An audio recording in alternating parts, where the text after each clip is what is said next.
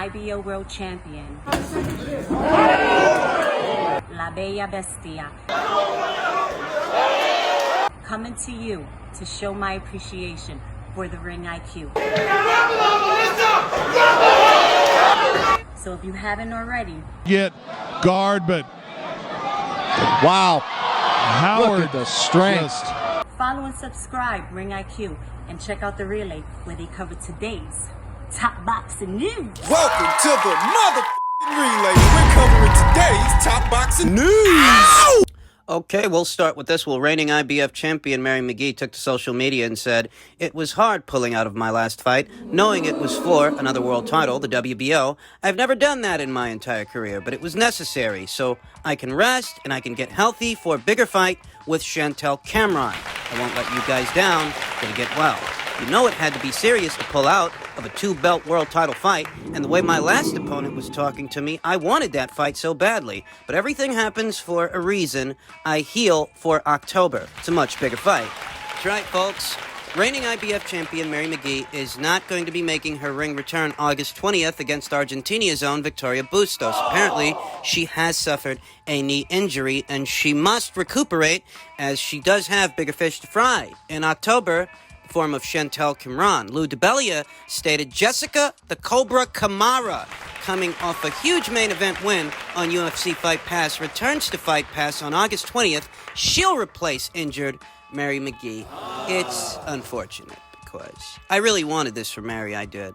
More ways than one. I wanted to see her become a unified champion. There's that to consider. But there's also the personal stuff. The fact that Victoria Bustos decided to call Mary McGee out of her name by way of a racial epitaph, a very classless display from the former IBF 140-pound champion. I was going to relish the opportunity to see Mary beat the brakes off of Victoria. I was pretty confident she would have. There's that to consider, but there's also the amount of time that Mary McGee has spent away from the ring. You have to understand, she hasn't seen any action since February of last year against Deanna Hobbs. That being said, it's already been a year's time since Mary had a fight. By the time October gets here, if she is going to fight Chantel Camara, it's approximately 20 months. That's approximately just 4 months short of 2 years. A 2-year hiatus, 2 years of inactivity. It's pretty close to it. I know that Mary McGee hasn't spent all that time on the couch. I know that she's been chomping at the bit to get back into the ring, and she's been training hard, training vigorously. But there is a difference between what happens in the gym and what happens under the bright lights. And Mary hasn't been under those bright lights in close to 2 years. I should say she will not have been under those bright lights in close to 2 years by the time October gets here. And I gotta be honest, that's not encouraging. We saw another fighter take on Chantel Camara under very similar circumstances, and Melissa Hernandez. And we see what happened to her. Yeah, it didn't end well. We'll say that Melissa Hernandez is about 6-7 years older than Mary is. Melissa's 41 years old, whereas Mary McGee, she's very spry, 34. And the circumstances are a little different, they are, but it's just not encouraging facing someone like Chantel Camara. After so much time off. The more you're in there, the more you're fighting, the sharper you are. A heightened sense of things, so to speak. Whereas, after 20 months of inactivity, that does allow for ring rust to develop. Just some things to consider ahead of what could be that unification match. You gotta give Chantel the edge. Of course, she's not just the younger fighter. Approximately 4 years younger than Mary McGee is. She's also the busier fighter, the more active fighter. She's actually boxed in the last 12 months. She was recently in action in May against Melissa Hernandez. Talked about that. I just really wish Mary would have got that chance to get out there and beat the brakes off of Victoria Bustos, use her as a tune-up fight to prepare her for the Chantel Camara fight, but that's life, and those are the breaks. Really nobody's fault. And so Jessica Camara, fresh off her big win, career best win over Heather Hardy. She's going to be standing in Mary's place, boxing for what is the vacant WBO title at 140 pounds. And the saving grace here for Jessica is that she's no stranger to that division. Jessica Camara has boxed as high as welterweight and as low as lightweight. So 140 pounds? No, I don't think that'll bother her. Yeah, I don't think the weight will be an issue. She's fought as low as lightweight and as high as welterweight. So 140 pounds, junior welterweight, might actually be an optimal weight for her. Victoria Bustos, she was never a very big puncher. Not at lightweight and not at super lightweight. I think something very similar applies to Jessica Camara. Neither one of the two has any recorded knockouts. Though she is a veteran of 27 professional bouts to Jessica Camara's 10. She does have a lot more pro experience. I do feel that Victoria is on the back nine, whereas Jessica is coming into her own. She's hit her stride. I like Jessica Camara's chances in this fight, I do. She's coming off a career best win over Heather Hardy, and I think she's riding high off that momentum, and there's a chance that she becomes this division's WBO champion, thereby keeping that WBO title under the DiBella Entertainment banner. Lou DiBella, he's willing to work with everybody. And that's the saving grace here, that's the silver lining, that even if Mary won't be making her ring return in August, Jessica Camara, very worthy combatant, she's going to stand in her place, and it all boils down to the same thing. We will see an undisputed champion crowned at 140 pounds, and it really is only a matter of time. So keep your eyes peeled for Camara versus Bustos in about 2 weeks' time on UFC Fight Pass. In other news, per tweet from Lance Pugmire, Dmitry Bivol's manager, Vadim Kornilov, as Canelo turns attention back to the Caleb Plant bout, he was quoted as saying, "I understand the Plant fight, of course, has the legacy factor, but I do believe that at this point, most fans found the Bivol fight more intriguing compared to the Plant fight specifically."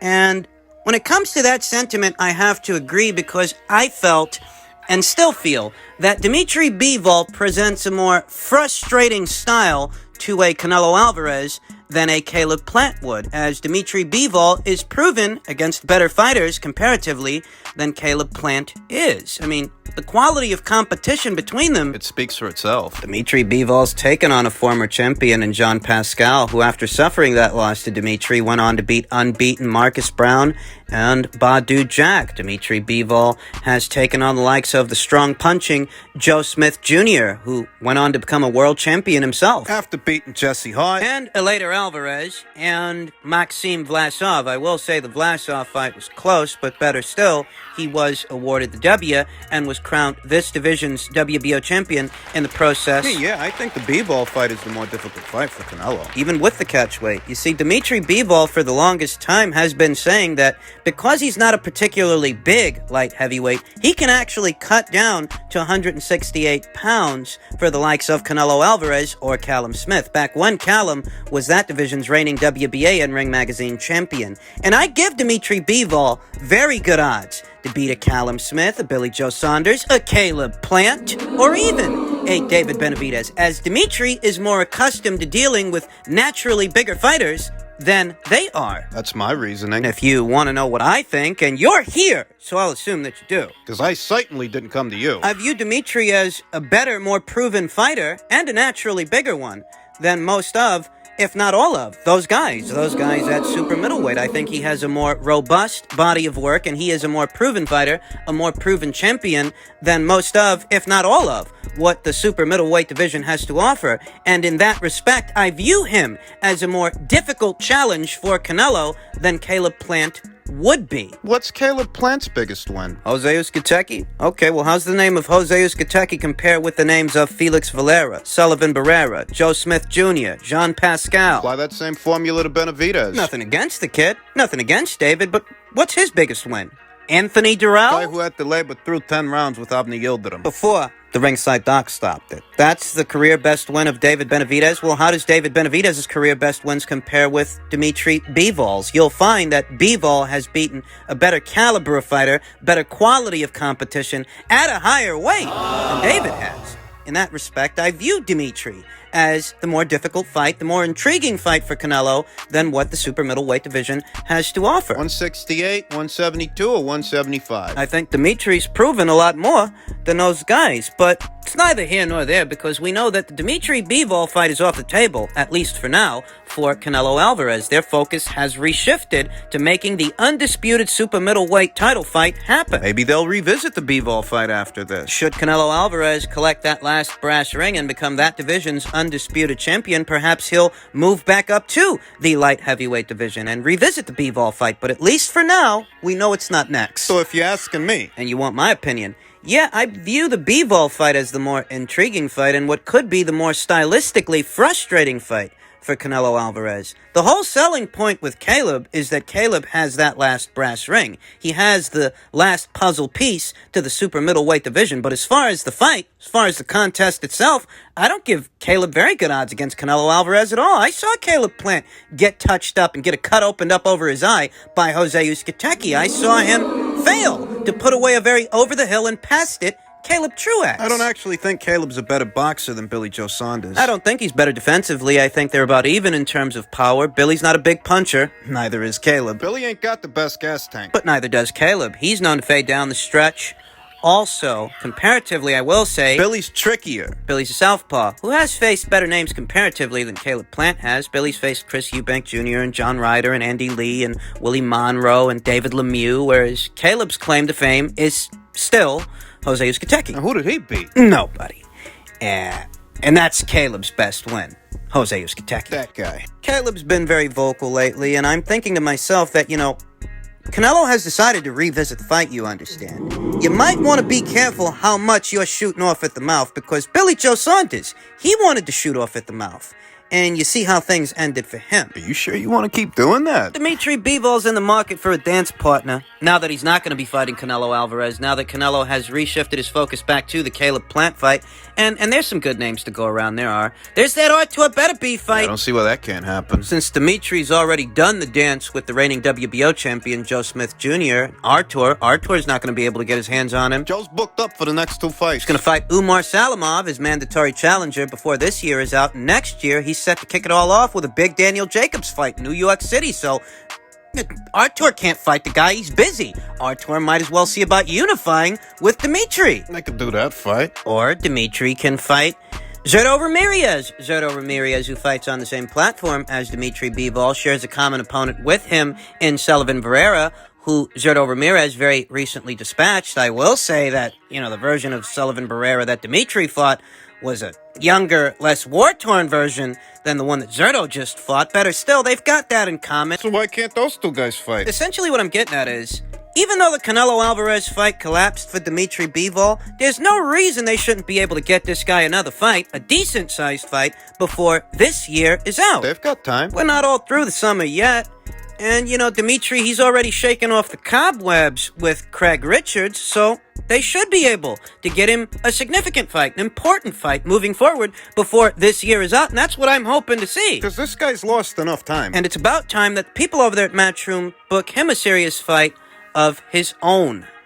Finally, a bit of news by way of the WBA that took me by surprise. WBA President Gilberto Mendoza aims to reduce the number of titles, hopes to start the plan to do so in October. The president of the World Boxing Association, Gilberto Mendoza, is putting together a plan to reduce the number of belts that his organization holds in each respective weight class. Certain divisions have as many as 4 WBA champions, with super, regular, interim, and gold belts being occupied. Mendoza may eliminate the regular and interim belts in each division and give more priority to the gold titles.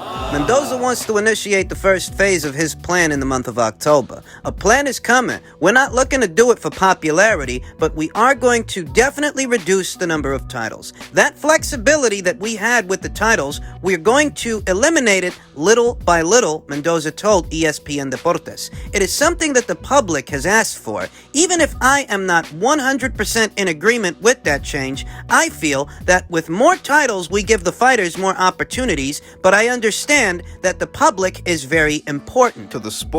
I know that on other occasions I have said that I would reduce the number of titles, and I have not been able to fulfill that, but now I'm going to do it. I'm saying this with my feet on the ground. After having analyzed the numbers, after having analyzed the situation that has been generated, and the number of controversies there have been, and with respect to the level of legal conflicts, it will also simplify things for the WBA. I'm not telling you that I am going to stay with a single champion in each division, but yes, most of the divisions I am going to stay with one champion. It is a difficult plan. I hope that in October we will start it. I do not know how long it can take. I do not know in which divisions the interim belts will be removed and in which divisions the regular and super champions will remain. We are going to strengthen the gold belts that we have. We've heard this before. That's what resonates with me the most as I read through these comments from Gilberto Mendoza. We heard all this already about 3 or 4 years ago, 2017, about how they were going to eliminate all these other world titles and they were going to limit the titles to 1 per division, 1 per weight class, and nothing happened. Nothing changed. If anything, there are more titles in circulation now than there were before. They've added the gold title since then. To their assembly line of WBA titles that they make available to almost anybody and everybody. I understand the function of an interim champion.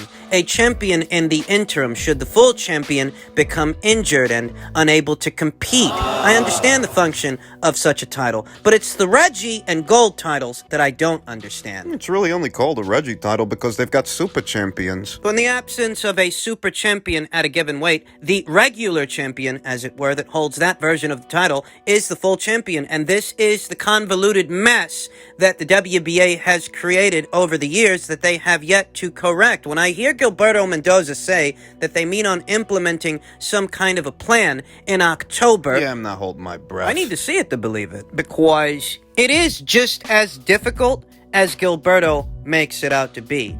Which fighters holding which titles do you plan on alienating? Because at this point, that's what you'd be doing. You have Leo Santa Cruz, the WBA's super champion in the featherweight division, who hasn't campaigned there in roughly 2 years and counting.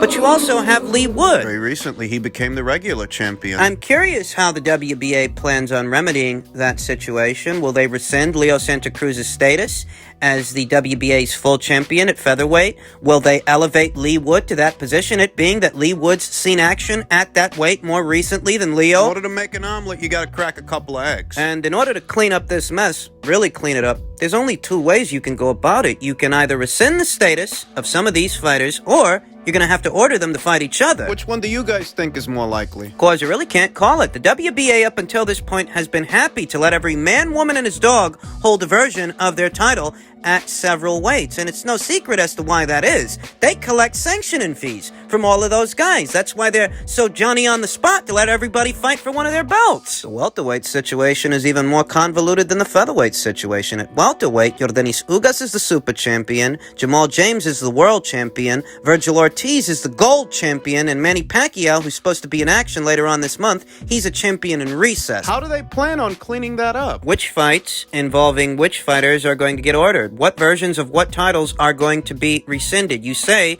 you're going to strengthen the WBA gold title. Well, where does that leave the WBA super and world titles, or as I like to call them, the Mickey Mouse belts, the Reggie belts? Javante Davis has got 2 of those. Hey, listen. Gilberto Mendoza says he wants to clean up this mess. That's fine. Do it. No problem. But I've got to see it to believe it.